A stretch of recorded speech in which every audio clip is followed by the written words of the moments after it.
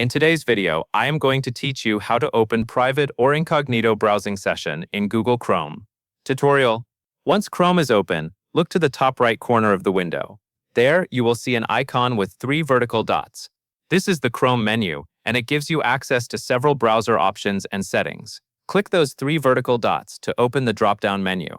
A list of options will appear. From that list, select New Incognito window. As soon as you click it, Chrome will open a separate window specifically for incognito browsing. You will know you are in the correct mode because the new window looks a little different from a normal Chrome window.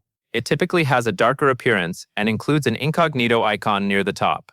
From here, you can browse the web in that new incognito window just as you normally would. Pages you visit in this window will not be saved to your regular browsing history once the window is closed. If you want to end the private session, simply close the incognito window when you are finished. Once it is closed, that browsing session ends. That covers everything you need to know.